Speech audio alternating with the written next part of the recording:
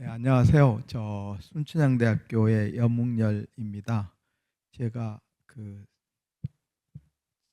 순천향대학교에서 차세대 보안 표준 전문 연구 센터를 운영하고 있습니다. 그래서 센터장 명함 직위도 있습니다.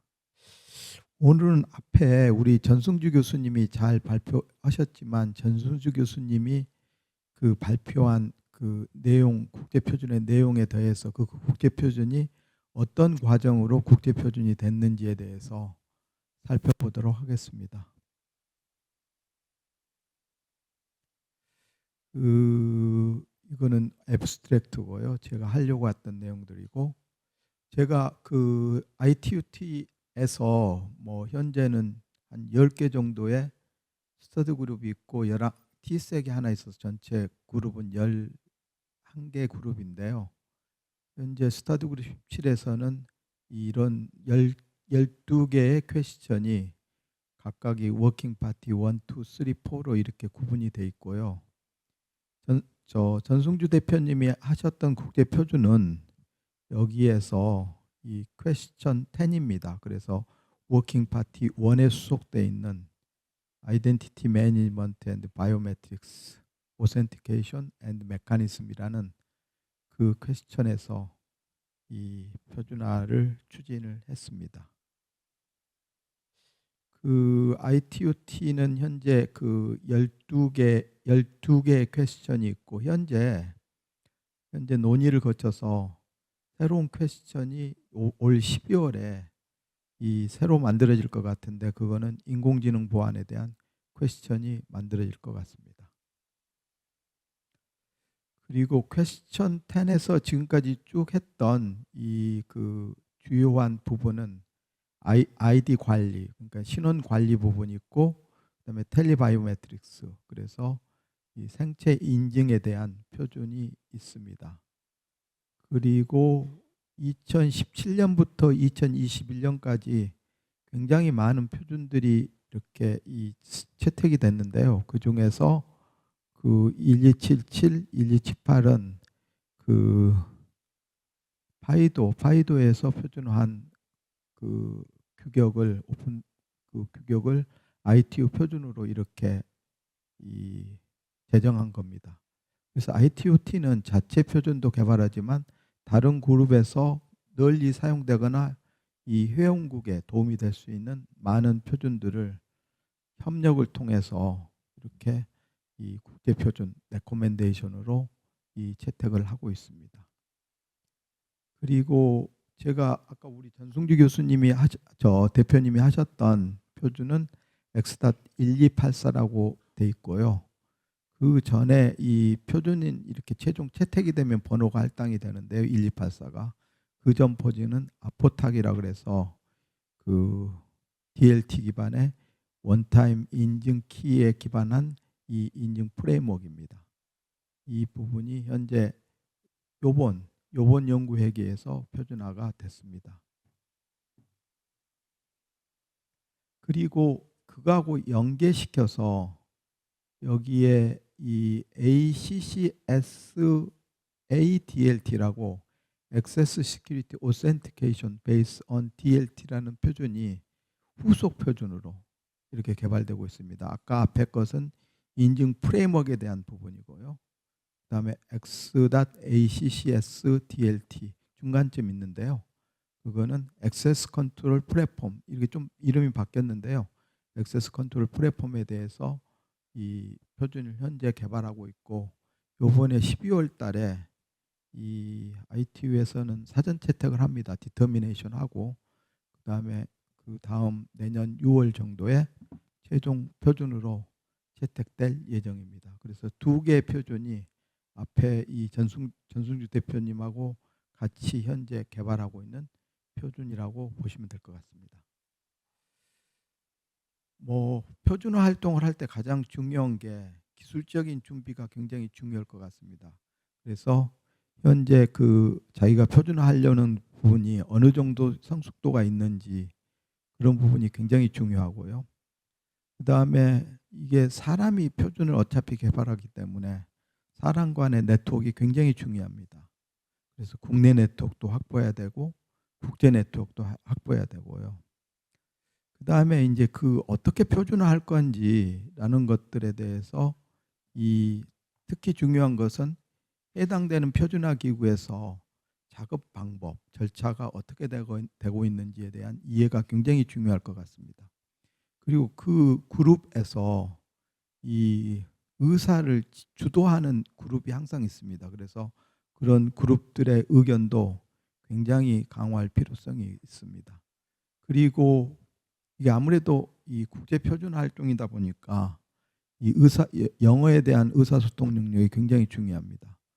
그래서 그런 부분에 대해서 역량 강화가 필요할 거로 생각합니다.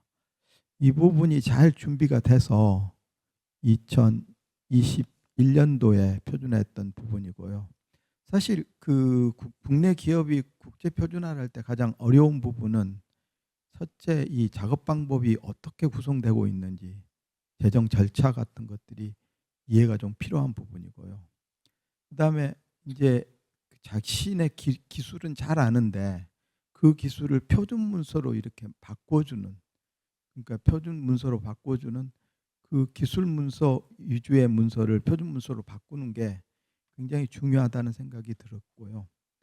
그다음에 이 ITU에서는 신규 표준화 채택할 때 대부분 컨센서스로 합니다. 컨센서스의 선언은 그 그룹을 리드하는 의장이 선언하는데요. 대개 컨선이 있으면 안 됩니다. 그래서 그 컨선에 적시적으로 대응할 수 있는 그런 능력이 필요하고요. 영어 소통 능력 굉장히 중요합니다. 그리고 그 그룹에서 주요국에 대한 그 기본적인 입장이 뭔지를 파악할 필요성이 굉장히 중요합니다. 그리고 제안할 때 사실은 쭉 몇 개 이 커멘트가 나오는데 그 커멘트를 적시에 그 커멘트의 이 핵심을 파악해서 그거를 대응하는 그런 부분이 굉장히 중요하다고 생각합니다. 그래서 아까 얘기했다시피 그 작업 방법에 대한 이해가 굉장히 중요하고요.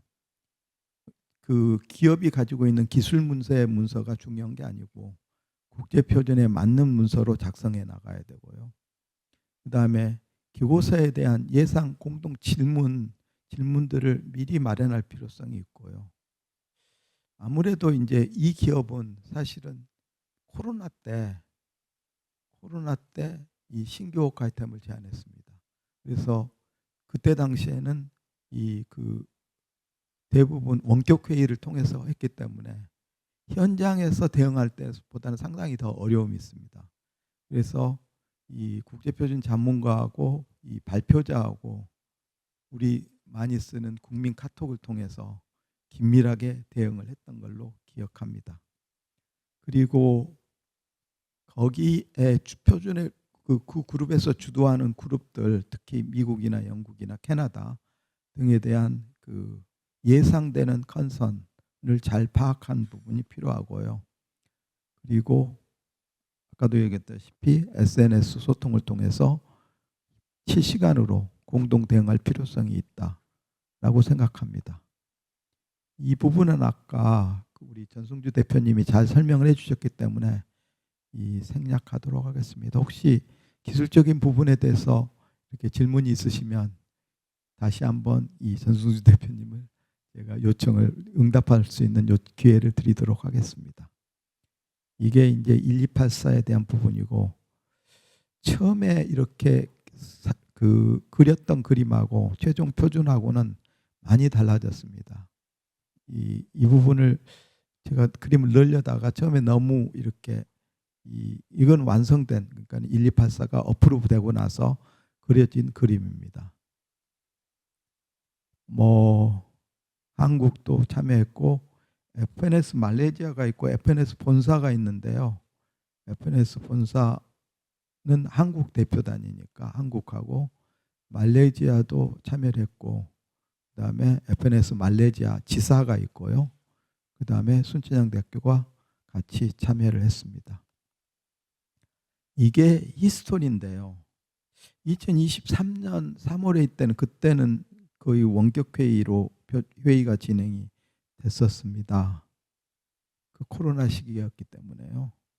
그래서 FNS 말레이시아를 통해서 NWIP를 제안했지만 여러 가지 이유에 따라서 그 뒤에 슬라이드가 원인을 제가 몇 가지를 분석했었는데요. 실패를 했고 2023년 9월에 한국 FNS는 한국 소속이기 때문에 한국 대표당 그다음에 말레이시아 순천향대학이 협력해서 NWIP를 제안했고 2024년부터 해서 2025년 4월에 최종 채택이 됐습니다. 2024년 9월에 사전 채택을 했습니다. 이게 그 TAP 과정을 통해서 승인이 됐기 때문에요. 그래서 여기 보시면 2023년부터 2025년 4월까지 2년에 걸친 표준 활동을 통해서 이 최종 국제 표준으로 채택된 사례입니다.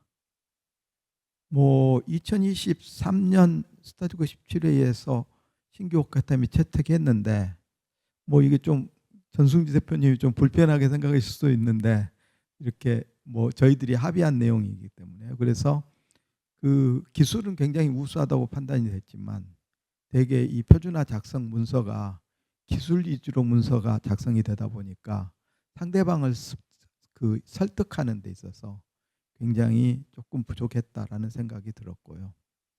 그리고 대응도 그때 당시에는 이렇게 너무 낙관적으로 판단하지 않았나라는 생각이 듭니다. 그래서 낙관적인 부분이 있었고요. 보통은 ITU-T에서는 A.1 저스티피케이션 테이블이 굉장히 중요합니다. 왜 표준이 필요한지. 근데 그때는 그 부분에 대해서 제안할 때 그 부분이 없었습니다. 그래서 했던 부분이고 그다음에 여러 가지 아까도 얘기했다시피 잘 될 거다라는 그런 기대감이 컸지만 실질적으로는 냉정하게 판단해 보면 안 됐습니다.